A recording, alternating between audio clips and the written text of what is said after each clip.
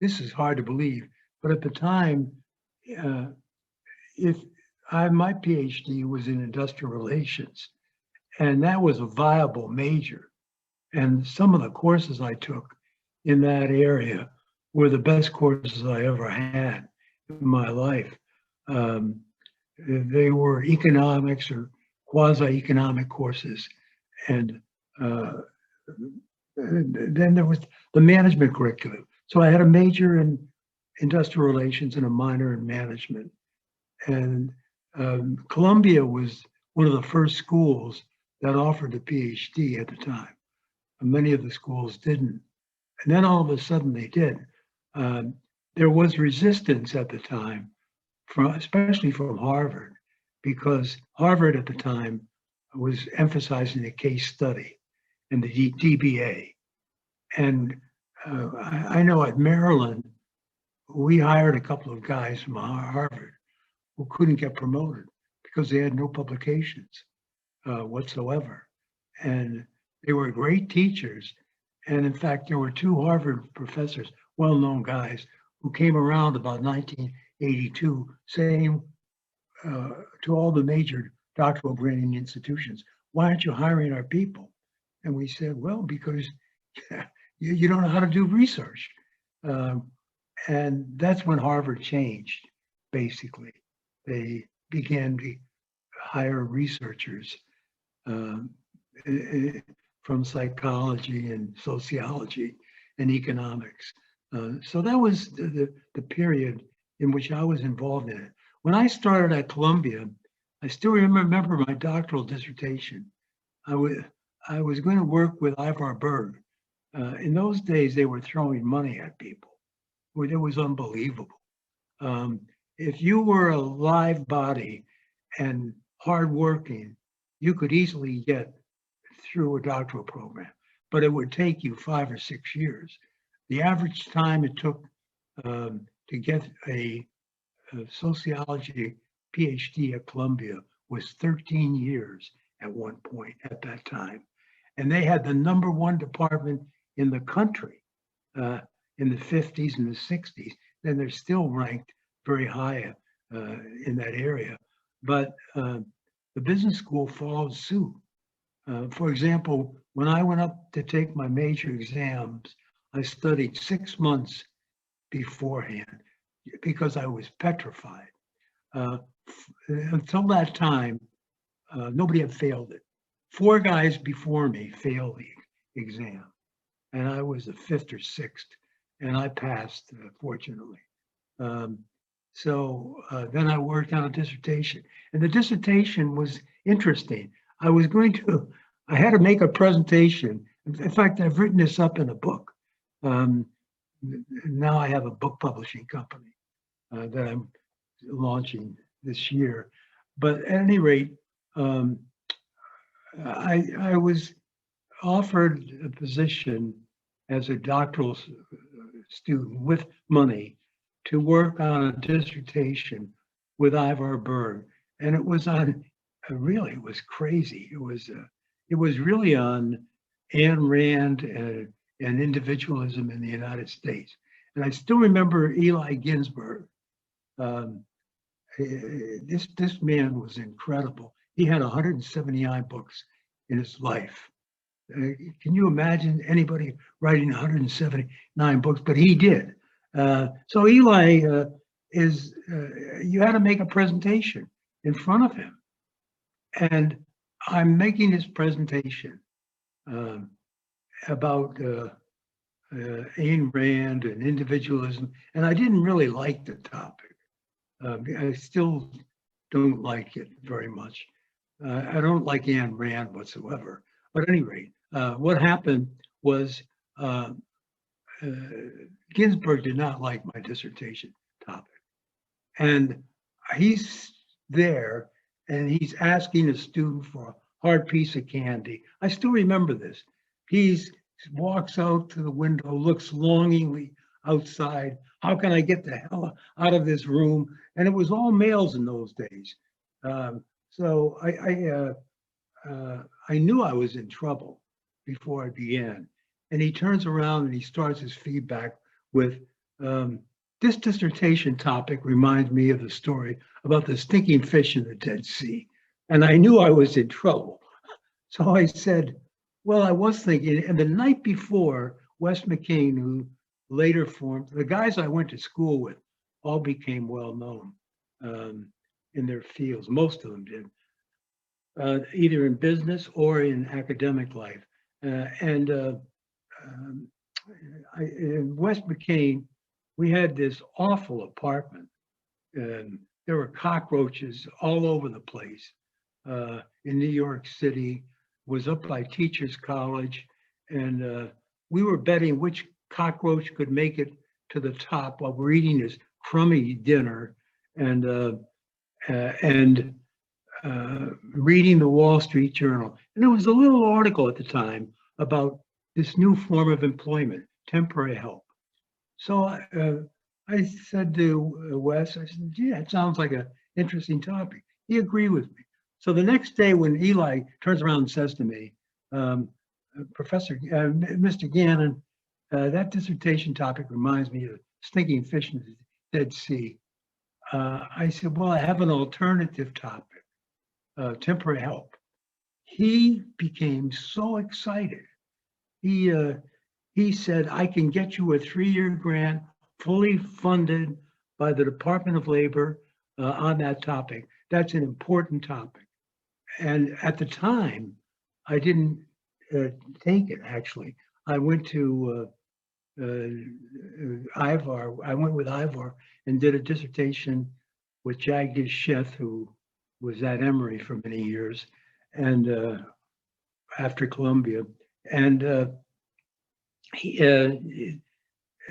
my topic became employee turnover and productivity in a branch banking system.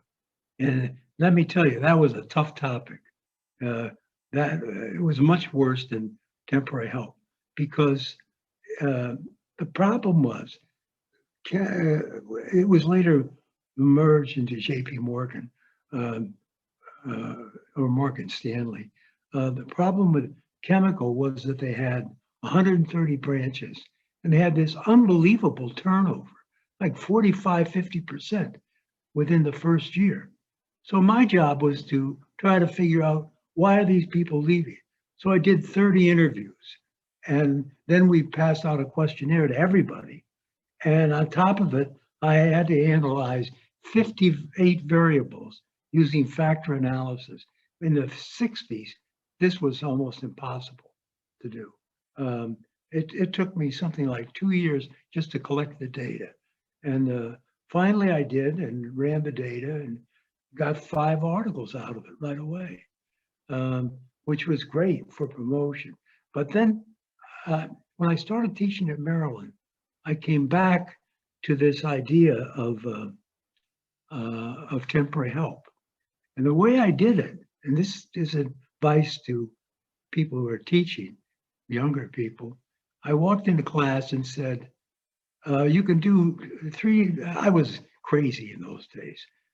Thank God I was married, because wives really slow you down.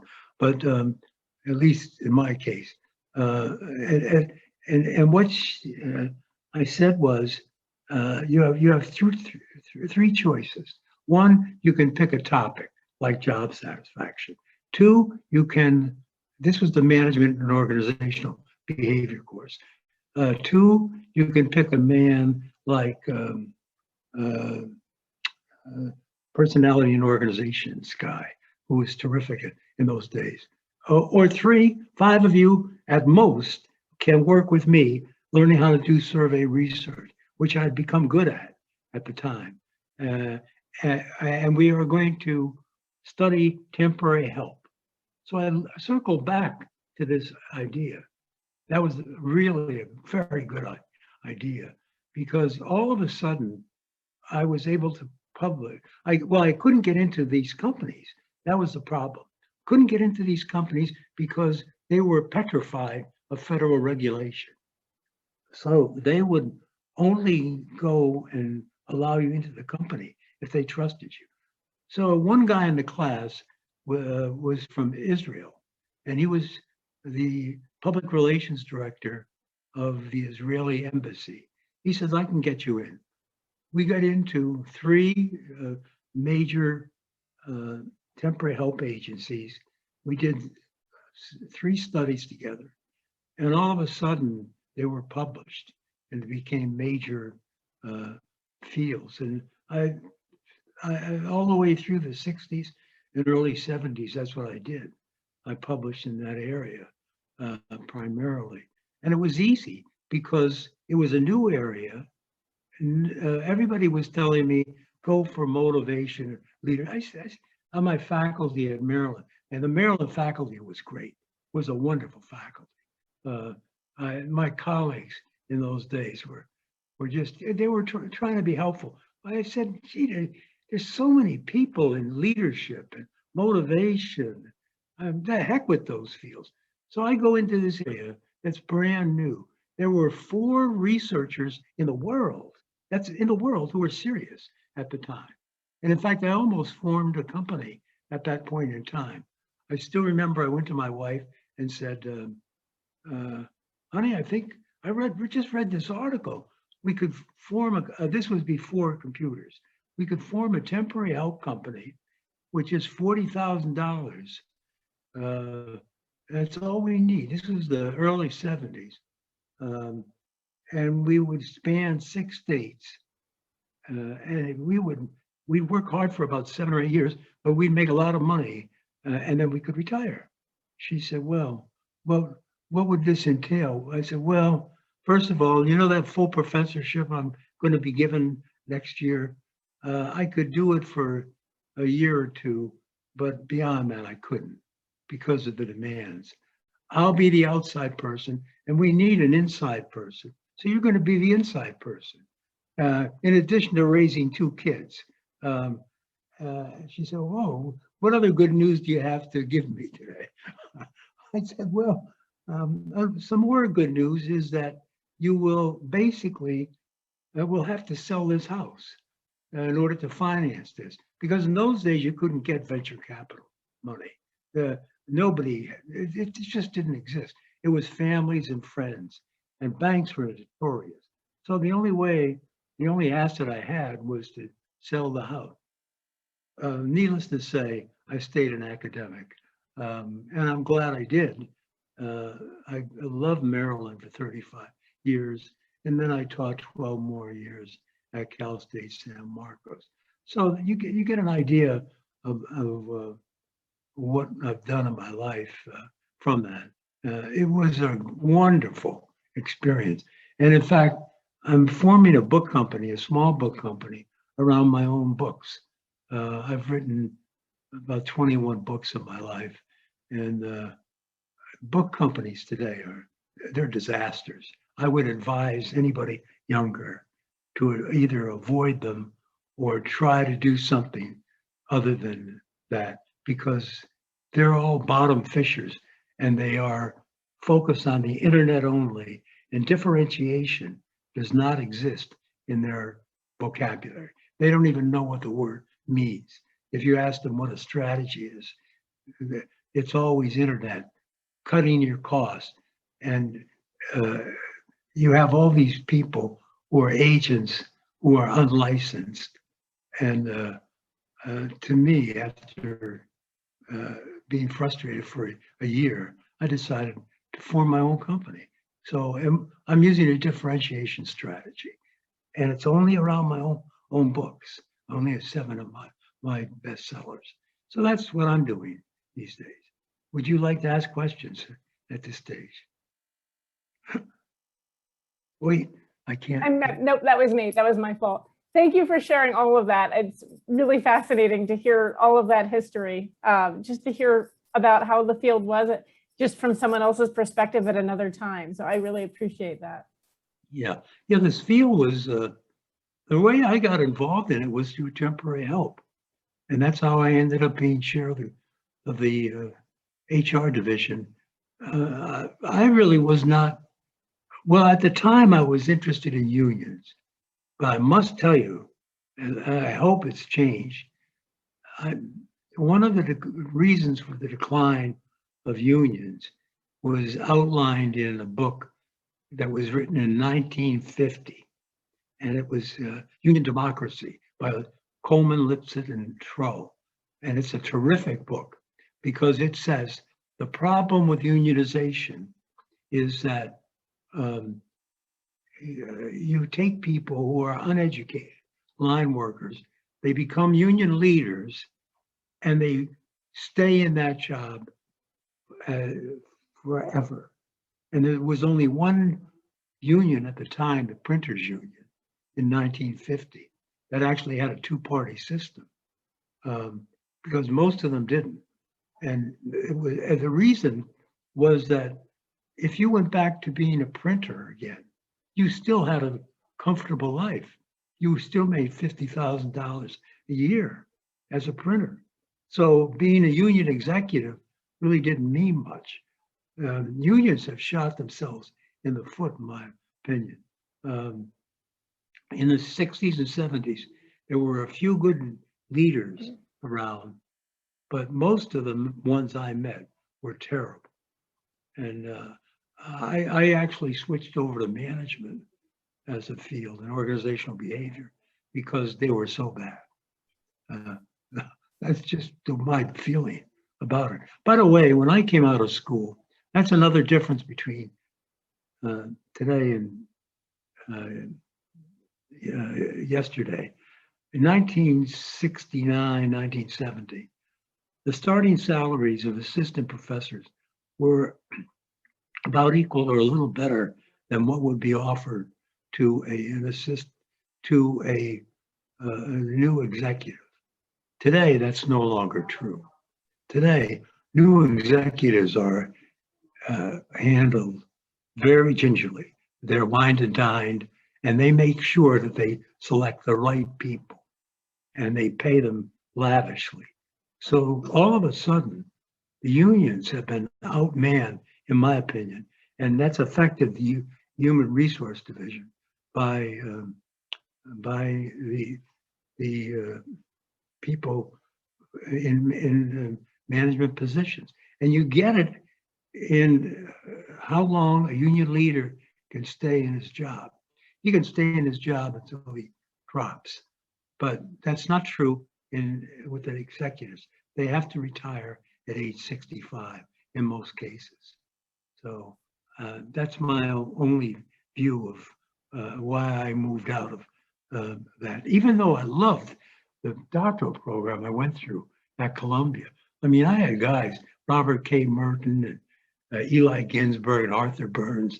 I mean, those guys were heads and shoulders above everybody else. I would go to class, there'd be 100 people in class. Eli Ginsberg, who taught this doctoral seminar, you had to get through, he would read every paper. And outside of his office would be a big box of paper, MBAs and PhD papers. And in fact, when I went to Maryland, I was so afraid that I wouldn't measure up, that I talked to a doctoral student my first semester, who has since retired, by the way, from a good university. At the time, he was 28, and he was teaching 12 hours a week, and he was going to take 2 weeks off between semesters to take his major exam. I studied 6 months for mine. I said, that is the dumbest idea I've ever heard in my life. Don't take it. Everybody advised him except one professor. So he takes this exam. He fails, 2 of us fail him on 9 out of 10 questions. The third professor, he was a bleeding heart liberal. And the student tried to get him to change. I said, there's no way I'm going to change my mind. I'm pretty hard when I come down to that. By the way, one of the great tributes in my life was Steve Carroll, the late Steve Carroll, had an office next to me for about 20 years. And he comes in one morning all excited, and he says, Marty, you know, I just met my mailman. And he says, is that SOP Gannon still teaching at Maryland? I said, well, who is he? He said, well, he was in your class, your first class when you taught. And you used to assign, I assigned a book a week to my class. And I like to assign a book a week because that kept up my reading. And that way, I was always staying up until 2 and 3 and 4 in the morning reading these books. This guy had a full-time job as a mailman, and he quit the MBA program. And so I said to Steve, well, Steve, one good mailman and one less bad businessman. That's adding to the world of commerce. So, and I'm sure he told everybody around me at the time, but it was a lot of fun being at Maryland in those days. I will tell you this one story. It's in my memoir. I've got a book called a memoir of 375 management insights, life and career success, the strategic realistic method for life and career success. That's the full title. But anyway, and I really believe in this.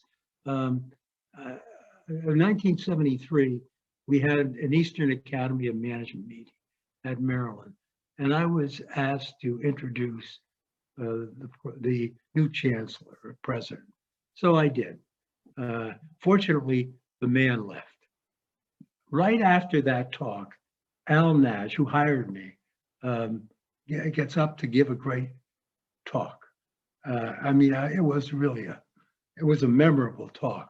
He was dressed in a yellow flashy sport coat, black shirt, red tie, smoking a stogie, and he's introducing our dean, who had been on the faculty for about 10 years. This was our first dean. He said, I'd like to introduce Rudolph P. Lamone. He's only been a dean for 1 month or 1 year, but he's done some wonderful things in that year. The first thing he did was to kick all the senior professors out of their office, 6 of them, and he refurbished it into one suite of offices. And he now has the nicest suite of office on campus, which he did, by the way. Then he said, oh, by the way, I've got to introduce Rudy in a minute. Before I do, I want to tell you his background. Before he became an academic, he was a jazz musician. He used to play in a jazz band. In those days, they called him Top Cat. This is my introduction to Maryland. You know, I'm thinking, oh my God, I'm glad the president is gone. And let me tell you, in those days, we had something like 200 people at that Eastern Academy meeting. They were all males. They're falling off their chairs in laughing. You know, it was so funny. This guy, and the only thing that Rudy did, and he's still a friend, he's still alive, Rudy, it was to post a notice on Al Nash's door saying, please send all future mails to Professor Alan Nash at, and he listed this much derided competitor of ours in the area. So it was a lot of fun. I mean, I must say I had a good time there. But that's basically it. So what kind of questions would you like to ask? Focusing in on your time within the HR division and in the leadership on the HR division, do you recall any changes that happened within the division or within leadership at that time? Yeah, it really went through tremendous growth. Again, the division was created, and that's when the growth of the academy grew. And people with similar interests came together. So it was a period of growth all the way through the 70s. And there were academic jobs. When I got out, when I got out of school, there were something like 500 letters asking to hire me. Today, you would not even get that, from what I understand.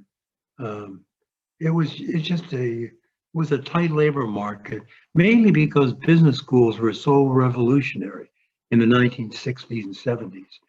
And all of a sudden, we started getting people from psychology and economics and so forth. And there was a split in the division, as there were in business schools, between those trained in business schools and those trained in traditional departments. And that persists to this day. For example, for years at Maryland, I was the designated person that examined in the area of management history. And I was appalled at how little the students knew about management history. They just don't know much. They don't know about Taylorism or time and motion study and or the nature of managerial work. They're just not familiar with these, or James Thompson's work. And when I try to explain to them, you really have got to learn these things, they hesitate. So that's the kind of environment we existed in. Some of the people tried to change the traditional business school into psychology departments. And that didn't work. In fact, there were some splits in some of the major departments because of that particular issue. I ran into it myself, by the way. I had a friend who did not get tenure he was a military sociologist, and he didn't get tenure in sociology. So he comes to me and asks if he could get a job. So I write 50 letters. This is before computers. This was really hard work. So I write 50 letters for him. I get 2 interviews for him and a third letter. The third letter I'll tell you about first. The third letter says, and it was from Indiana, I think it was. I thought this guy's record looked interesting. Based on your recommendation, I was going to hire him. But the chairman or the dean at the time said, we have never hired a sociologist. We never will hire a sociologist. That's how split some of the departments were at the time. You had people who were trained differently. See, in the old days, everybody came up through traditional MBA programs. It's not true today. I'm not even sure what your background is, probably psychology, because they hire specialists today in business schools. But in those days, it really did lead to a lot of issues. Well, that was it.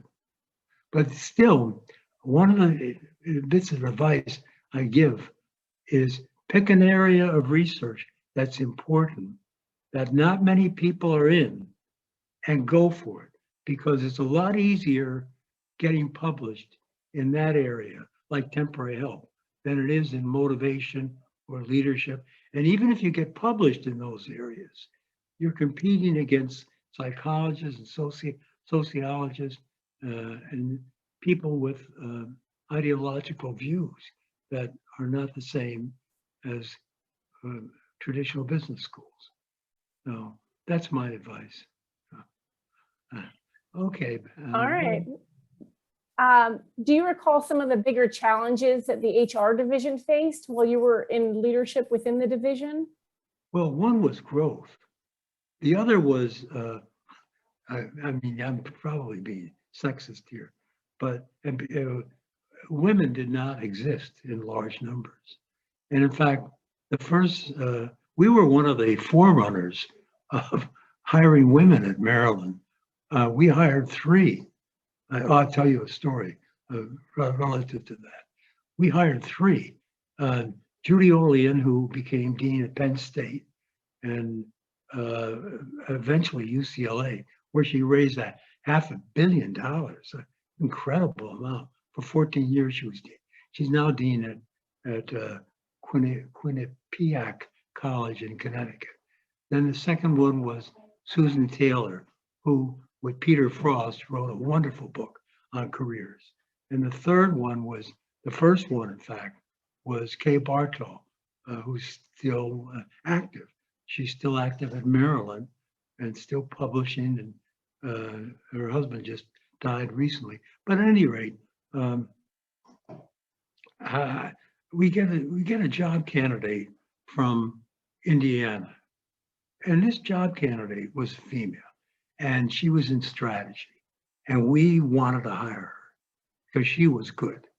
I mean, she had what we call fire in the gut. And I don't know how to tell people this, but you should never go in front of a faculty group and start bragging about all your publications. Don't do that. And they've read your Vita. Go and be excited about one area, your dissertation. Why are you doing this? Why are you spending so much time working on this? That's what at least we were interested in at Maryland. And this student was outstanding. She was so outstanding.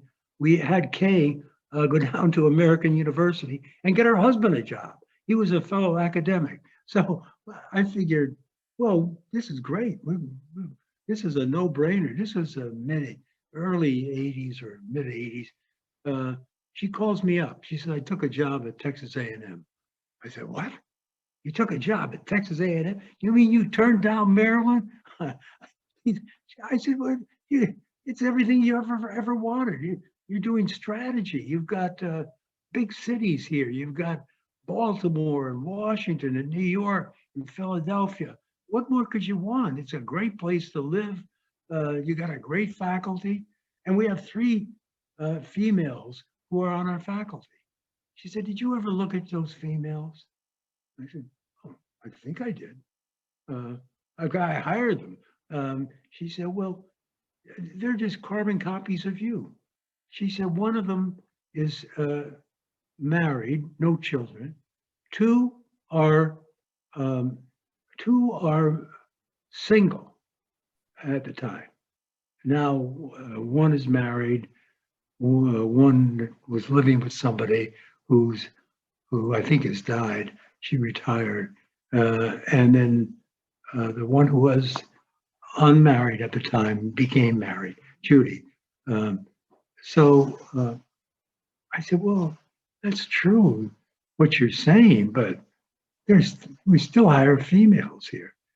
She said, well, you do, but you guys are lucky because you have wives to take care of your children. I mean, this is a doctoral student telling me she's taking a job at Texas A&M. I said, Texas A&M? I mean, I don't know if you like Texas A&M, but I don't like Texas A&M. I wouldn't even go near Texas. I don't even go near that state. And so I kind of agreed with her. I began to realize that we did have that support system that the females didn't have. And I don't know if it still exists, but it did at that time. In fact, even going through our doctoral program at Columbia, we used to say, if you're married with children, you get through the fastest. If you're married without children, you get through the next fast. And the last group is the males, the lonely single males that I was in at the time, who are trying to get through a doctoral program. So we were the longest to get through, but we made it eventually. Do you have any stories from when you were in the leadership of the HR division of the Academy of Management, or a memory from the Academy conferences more generally? Well, the one memory I do have is the guy in 1 or 2. He's now deceased. He died at the time. Who was ahead of me was this rocket who came out of Georgia or someplace like that, and he was publishing textbooks and articles, and it was really well known. And he was hospitalized with some rare disease, and they said, you have to go to the Mayo Clinic right away. He said, well, I've got to finish this book. And he actually stayed at that hospital to finish that book for 2 weeks. And in doing so, he died. So that's the only story that's a horrible story to remember, but that's the one I remember. And it was really a time of growth. The other point that I do remember, I was asked twice to write a letter for somebody for the Academy of Management Fellow. I won't mention his name, but I did. I was asked to write that letter for him, and I was also asked to write a letter for full professor at his major university. And I did both, and he received both. He was terrible at writing letters. And in fact, one of our faculty members at Maryland, her promotion was held up because she had taught previously at his school and then at our school. And he criticized her for not knowing methodology, which is the death knell when you get to the university level. Knowing how to navigate through the tenure and promotion committees is really, at least it was in our day, was really a labyrinth, more or less. You really had to know what you were doing. And this guy actually held up her, and we actually had to march down to the president, who was a great president. What was his name? He was the one who went to Ohio State and came back to Maryland. Kerwin. Kerwin was just a wonderful president. And he said, watch your letters of reference. So we did. We began to watch it to the extent that I was we were broken down into 5 divisions at the time. I always remember this. The next year, I was on the tenure and promotion committee, about 1976, 77. And the next year I'm on the provost decision-making, strategic planning committee. So I'm on this committee, and one guy from another department, psych or sociology, raises his hand and says, why are we monitoring these letters of reference so well? He said, well, do you know that one large division in this university only sends up positive letters of reference? I said, well, we had done that the previous year, Steve and myself. We had a candidate who was at the time very difficult to get through because he only had 4 publications, 4 or 5. They were good publications, but it was very tough to get through the physics and so forth groups at Maryland who really were at the president's level. So what we did, we asked 45% of our friends to send letters in, and we winnowed the letters out. So I still remember going to the chairman of the marketing department. So I knew he had a candidate up that year, and said, how many letters are you getting? He said, well, 3 on my candidate. How many are you getting? So I said, well, we've got 45. He almost died. I said, we had a gentleman's agreement that we would only send up 8 letters for our candidate, which we did. And we got our candidate through because of that shenanigans. And later on, I've run into Saul Gass, who's now deceased. But Saul was the first one from Berkeley who introduced a textbook in linear programming. And he now had my job on the strategic planning committee at the provost level. I said, Saul, who squealed on us? He said, that wasn't you, Marty. That was, and he names another big department that had been doing this for years, that only sending up positive letters. So I only caught him in the act of doing it and mimicked it. That's basically what I did. So I don't know. It's hard for me to disentangle what went on in the division. By the way, I do remember one thing. When we would go from the East Coast to the West Coast, flying was so new in those days that I would get terrible jet lag. just going to Seattle where the meetings were held.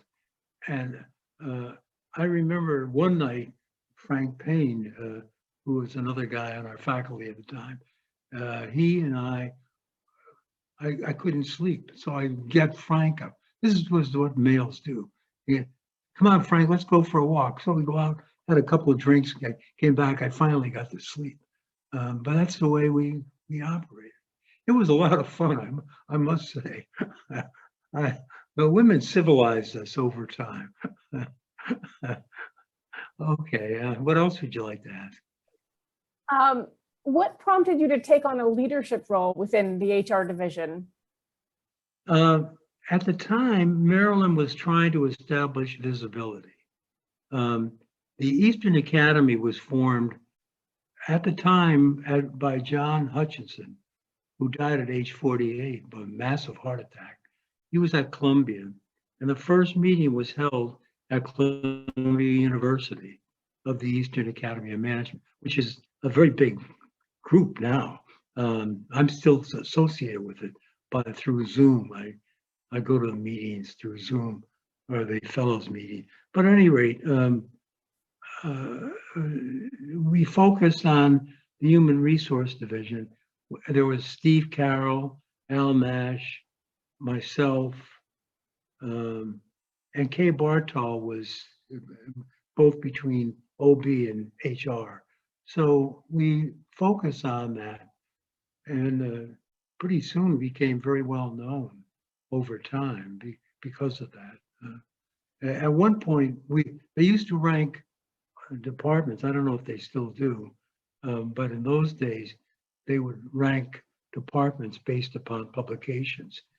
And Maryland was number 3 or 2 in the country. We were getting people at all sorts of schools who came from much larger departments.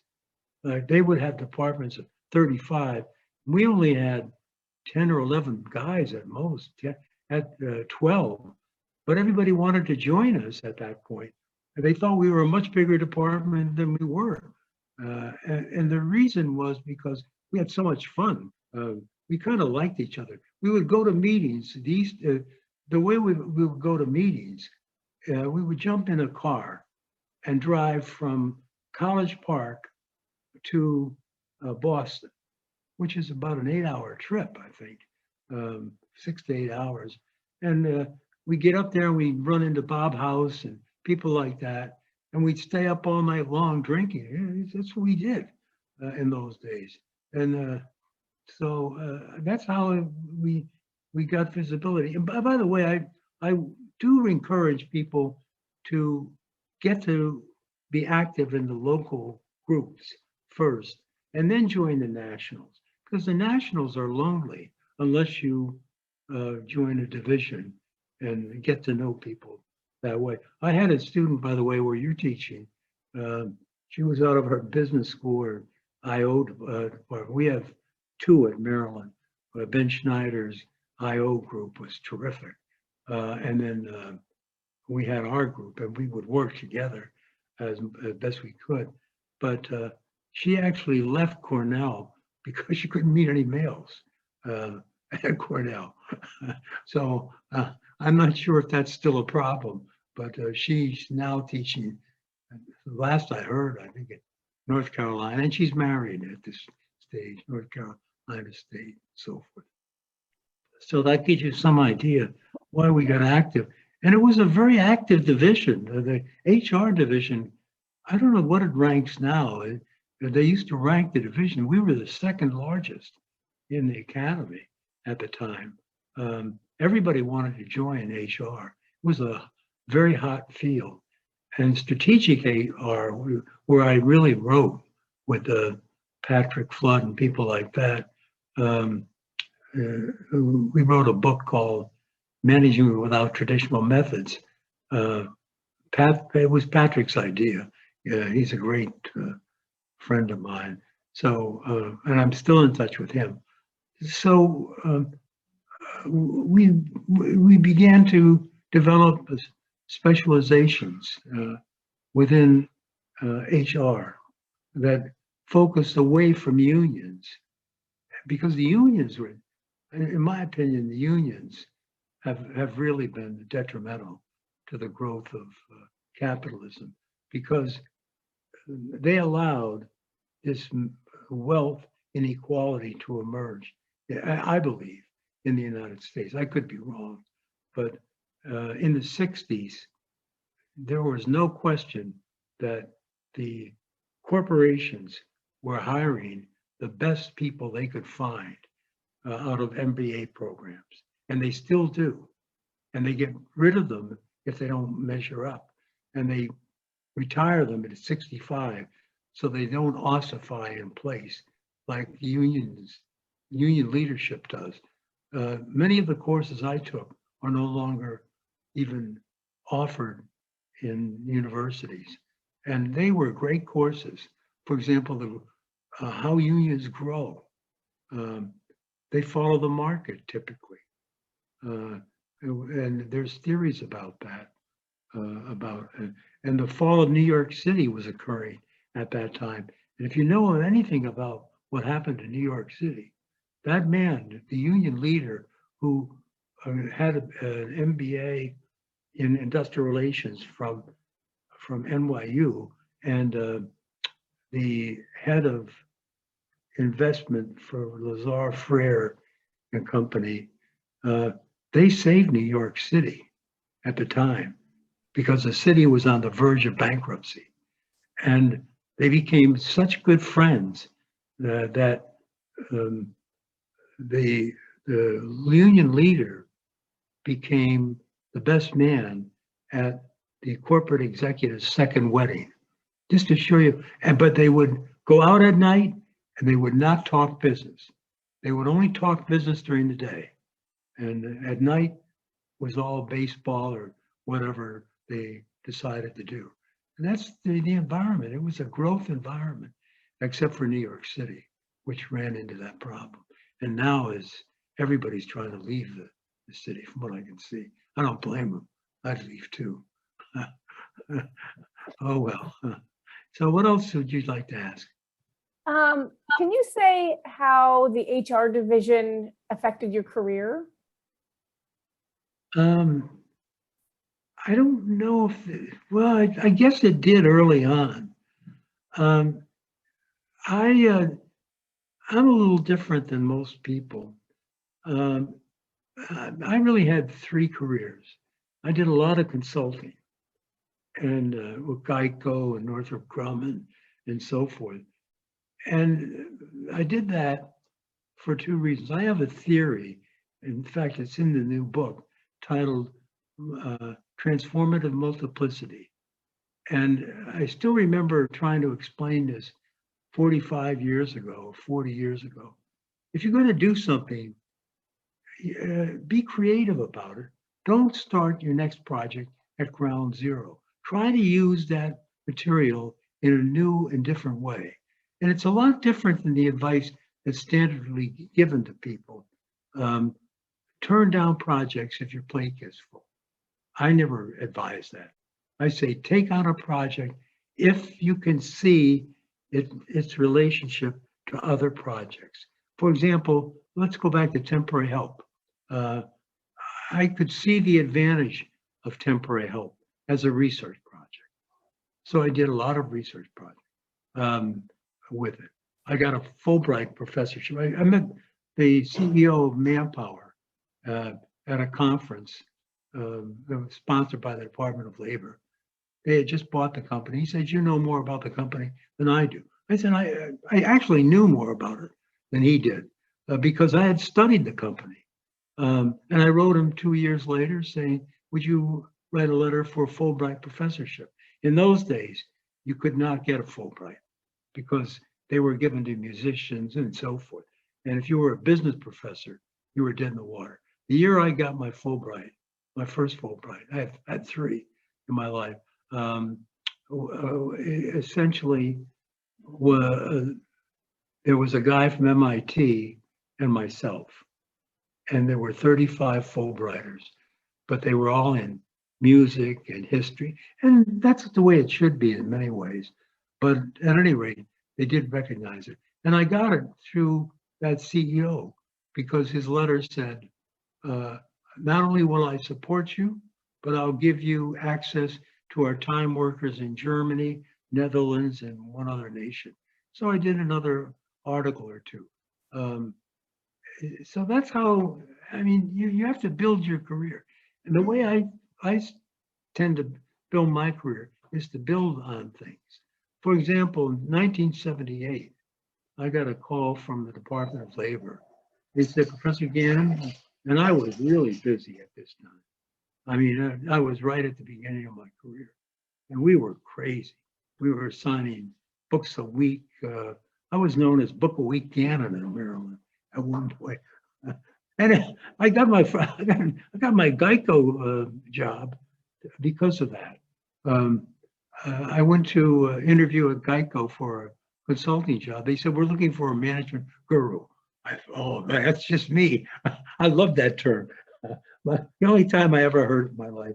But at any rate, I go there and I'm being interviewed by the CEO, the senior vice president, and Geico was really a very strong company at the time because it had introduced a revolutionary approach.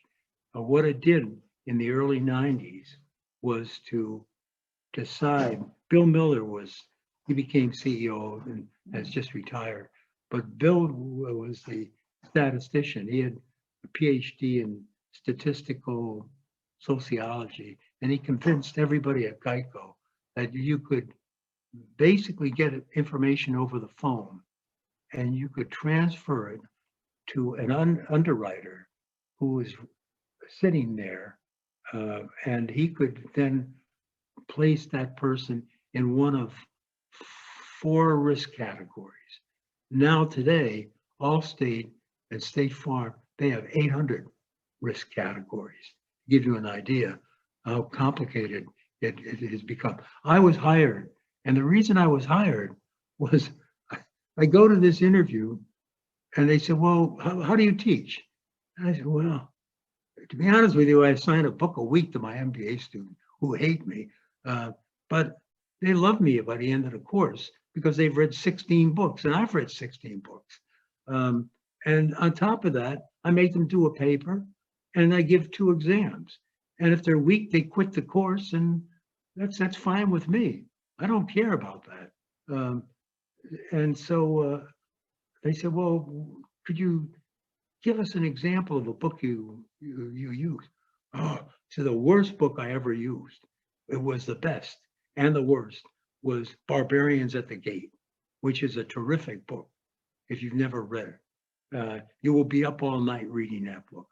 It's just makes you, I was up until 4 or 5 in the morning reading that book because it's so fascinating. And I had to teach the next day. So I have 3 hours of class, and they said, well, we assigned that book too. And we had the same experience. This book is like 600 pages and you have to go through it. It was written by a former MBA student who was on Wall Street, and he basically knew what he was talking about when it came to hedge funds and so forth. So I learned a lot about hedge funds and things like that. And it's titled, subtitled, RJR Nabisco, the selling of RJR Nabisco. What the 7 executives, they were mainly Canadians, I believe. They took control of this company and they put it on the market, and they sold this company to make themselves wealthy. That's what they did in those days. The CEO made $100 million on the sale, but in the process, he destroyed 5,000 jobs. And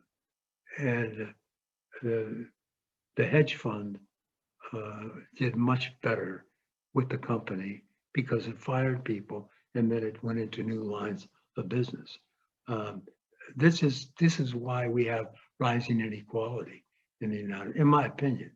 I could get people who disagree with me on that, but I really feel a lot of it is due to that today. So at any rate, that's the environment we grew up in back in the 70s and 80s. I don't know if I would go into academic life today, to be honest with you, because I changed my mind about 8 times before I would. And that, by the way, goes along with Edgar Schein's ideas of career anchors. They don't really set in until you're 25 to 30 years of age. You really don't know yourself until you've gone out and consulted, and maybe 35 is the period where you really get to have some understanding of yourself. But I changed. For example, I went to Jesuit schools for 8 years, and I didn't realize that in those days going to a Jesuit school was unique, and still is in many ways. But we would take, I mean, it was incredible. We took 5 years of Latin in 4 years, 3 years of Greek, Attic Greek, 2.5 years of German. And so I was going to become a Latin and Greek professor until I saw the dictionary of occupational titles. And at the very bottom for professors was a professor of Latin and Greek, the lowest salaries. I said, that's not for me. Then I decided to become an engineer. I flunked my engineering placement test, and I won a scholarship based on my English ability. I finished 3rd in English and 20th in math, but I failed the engineering portion of the exam. Fortunately, I'm very happy that I failed it. So failure is not something, failure is not something that I think is wrong. I think it happens to everybody. If you don't fail at least once, you have problems in life. And I failed many times. So it's fun to fail. It's really, the quote I like to give is from The Functions of the Executive. The Functions of the Executive is one of the great books of all time. I used to know James D. Thompson back in Pittsburgh. I joined the sociology department until he left for Indiana, and then he died at 57 in Europe. But at any rate, he assigned that book. One of the students did. And the book begins with a tribute to a father.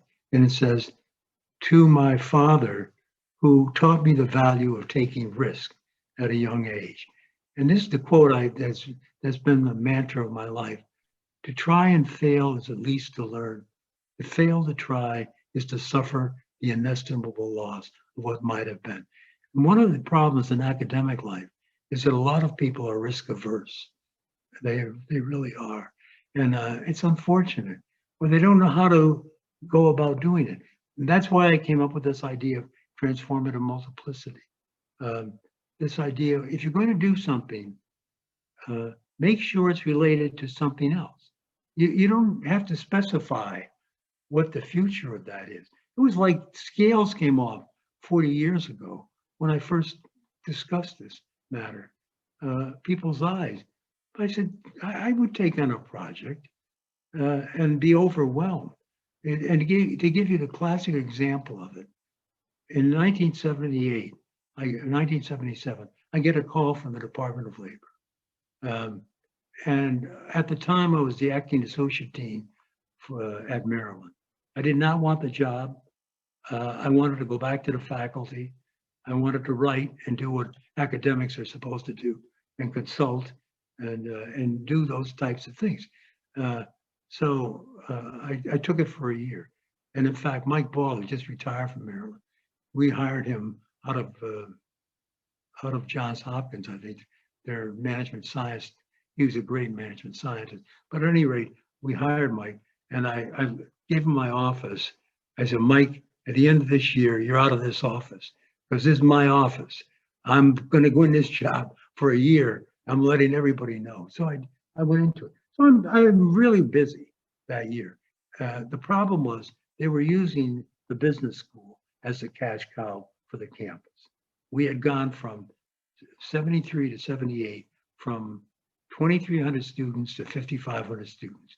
Our budget went from 1.6 to $2.1 million. You don't have to be a genius to know you're getting screwed. So I'm there, and I took it with this in mind, and I basically came up with 18 task forces, and I assigned the provost hated me. He said, I don't even want to talk again. I said, he's got 24 hours. I'm pulling my name out of the hat. He doesn't respond. I'm a hard-nosed guy. I come from a coal mining family. So I basically got him to do exactly what, and we did. We turned around the business school, but it took so much out of me. I just determined that I would never be an academic administrator from that point onward. And I never was in the traditional sense, even though I had a lot of opportunities.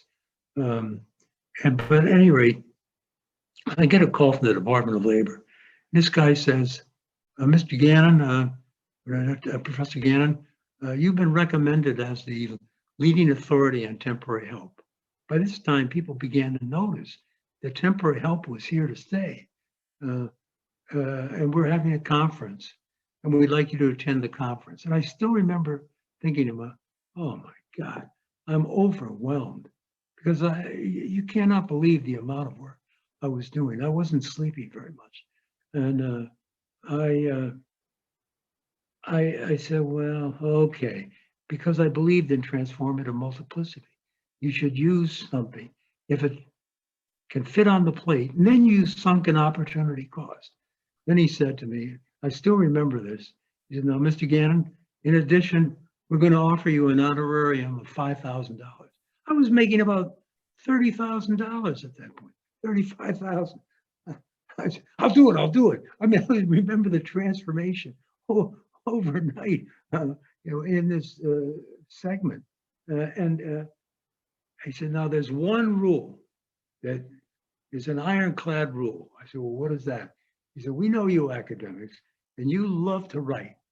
And you can only write 25 pages, typed double-spaced. That's all you can do. Well, it ended up 3 weeks' work, and the paper ended up 35 pages. And I think I have one of the few existing copies of that conference. But that's where I met Mitch Fromstein, and one thing leads to another. But you have to get out there and be proactive in order to do these things. And that's just the way I was. And I did not focus.